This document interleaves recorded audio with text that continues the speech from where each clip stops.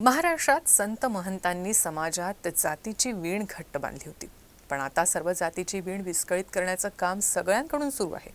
प्रकाश आंबेडकर यांनी काय वक्तव्य केलं हे मला माहीत नाही, पण जातीपातीचा जो अतिरेक चालला आहे तो कुठपर्यंत घेऊन जाईल माहीत नाही, असं प्रतिपादन राज्याचे उच्च आणि तंत्र शिक्षण मंत्री चंद्रकांत पाटील यांनी केलं। ते अमरावती इथं बोलत होते। राज्याचे उच्च व तंत्र शिक्षण मंत्री तसंच अमरावती जिल्ह्याचे पालकमंत्री चंद्रकांत पाटील अमरावती जिल्ह्याच्या दौऱ्यावर होते। तर प्रसार माध्यमांशी संवाद साधताना त्यांनी राज्यातील सद्यस्थितीत असलेल्या राजकारणावर चिंता व्यक्त केली।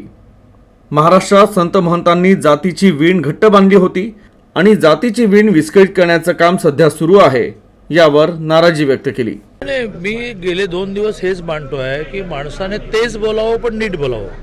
ते नीट नाही बोललं तर सामान्य माणसाला आवडत नाही। समोर बसणारा कार्यकर्ता असतो, चाहता असतो, तो टाळ्या वाजवतो, त्याच्यावर तर लोकांना आवडते असं नाही। आणि महाराष्ट्राच्या राजकीय संस्कृतीमध्ये हे जे अधपतन चाललेलं आहे त्याचा सगळ्यांनी मिळून बसून विचार केला पाहिजे। तर आपलं कधी उद्धवजींचं भाषण काढा, दांडा मोडेन तोडेन आणि टरबुजा फरबुजा, रे ही नाही आहे संस्कृती महाराष्ट्राची। आणि मग एका क्षणाला मग टीट फॉर टॅट सुरू झालं तर केवढ्याला पडेल?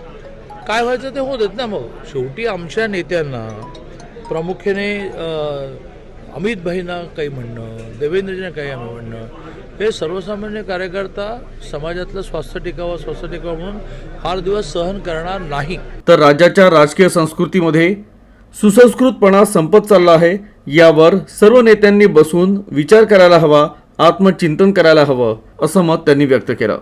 तर त्यांनी मैत्री दिनाच्या निमित्तानं सर्व राजकीय पक्षातील नेत्यांना शुभेच्छा दिल्या।